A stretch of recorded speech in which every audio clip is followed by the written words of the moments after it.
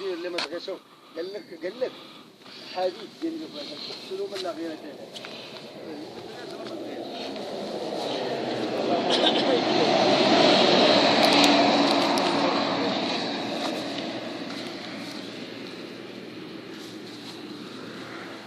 السلام عليكم.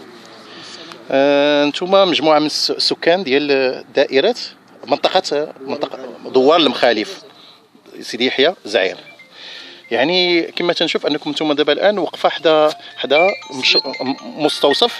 المستوصف ديال المخالف. دابا هذا المركز شحال هو المده هو مسدود؟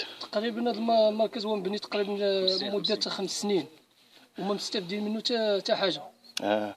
وكاين الناس الدراري صغار كاين اللي كيتهرسوا لينا ما كنلقاو فين نديوهم، وكاين اللي كيمرض بالليل كتشدو غير سخانه وما كنلقاوش لا الدواء لا غير شي فيلم مليح على الاقل. وكاين المراه اللي كتبغي تولد لينا الطريق اللي كتشوف طريق بعيده، وكنبغي 17 كيلومتر من هنا غير لسيدي يحيى. الا دينا لسيدي يحيى كيقول لك الدول السويسي تقريبا ملي كانت الدواء السويسي كان المراه 2 عيات اللي ماتوا في الطريق من هنايا حتى سيدي السويسي على حسب كتبغي تولد. لان عندنا البعد من هنا كنطالبوا السيد الوزير ديال وزاره الصحه يشوف هاد الحاله هذه ديال الناس ديال هذه المنطقه هذه، لان خصنا السبيطار خاصو يخدم اقرب وقت. نعم. الشرفه هادو مجموعه من الوليدات ديالكم تبارك الله عليك. بغيتي بنتي تتبغي الطبيب؟ اذا بغيتي يكون عندكم هنا قريب باش ما تكونش تمشي بعيده عليه ياك. البنت عندي تهرست لي 3 المرات، وكنهرب بها حتى للسويسي. تهرست من 2 يديها حتى للسويسي، كنهرب بها حتى للسويسي. وطريق بعيده خاص يمكن تتسنى الطاكسي ما يجي على ساعه المكانه، وساعتين ولا 3 سوايع ديال الطريق من هنا حتى للسويسي راه بزاف.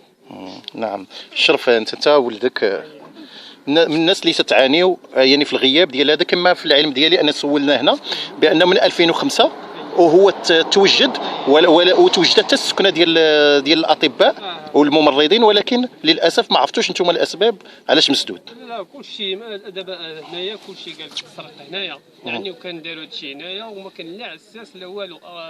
عاد جابوا دابا واحد العساس ويمشي شويه نفع القضيه هنايا ولا الطبيب وصافي دابا. نعم. ايضا انت من الناس اللي تحتجوا.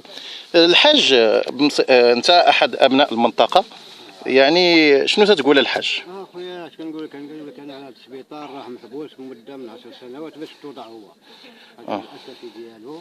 كنطلبوا من السيد الوزير الله يجازيه بخير باش يشوف لنا في هذا السبيطار، وراه معروف ماشي راه معروف باش يشوف من الحال ديال هاد الناس وهاد المنطقه هذه، لان راه حنا كنعانيو من قضيه السبيطار من المستوصف اللي هو موجود وما خدامش. هذا الشيء اللي كنطلبوا. اذا ما دخلوا لا تجهيزات لا والو، ما شفتوش انتم؟ لا التجهيزات وداك الشيء راه هو مسدود، ما عرفناش فيه الاساس ديالو، ما عرفنا شنو اللي فيه. ولكن حنا كنطالبوا غير بالممرضين والطبيب وداك الشيء ديال وزاره الصحه تجيب لي الاشغال ديالو وتشوف بالحال الساكنه، لاناش معذبه وعيالات تيولدوا وتيتمحنوا وتتهزوا وكاين لا بيلونس لا حتى شي حاجه. الله يجازيك بخير. كنطلبوا منكم توصلوا هذا الشيء للمسؤولين باش يشوفوا من حالنا ويشوفوا من حال القبيله هذه، لان الناس كتعاني من هذا السبيطار. نعم. هو موجود وما خدمش. هذا الشيء اللي كنطلبوا. نعم. ممكن تقول يا ولدي شي كلمه لوزير الصحه؟ شنو بغيتي السبيطار؟ ما تخافش من الطبيب؟ لا. شنو تقولي لي كلمه للمسؤول؟ الطبيب يبقى يخدم هنايا. علاش بغيتي الطبيب؟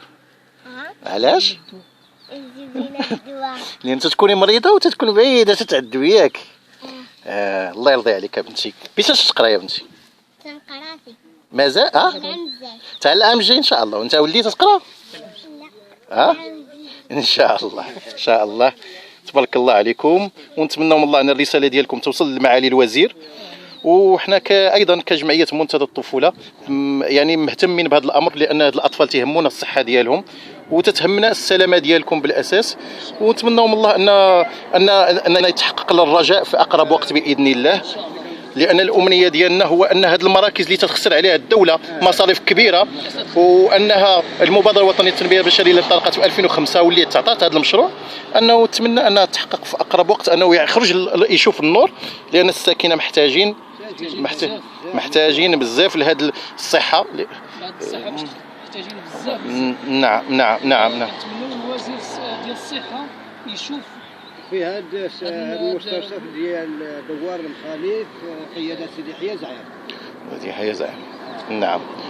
انتم تابعين لعمليه تسخيرات تماره. تسخيرات تماره. نعم. اللي كنطلبوا من سيدي الوزير ياخذ عين الاعتبار.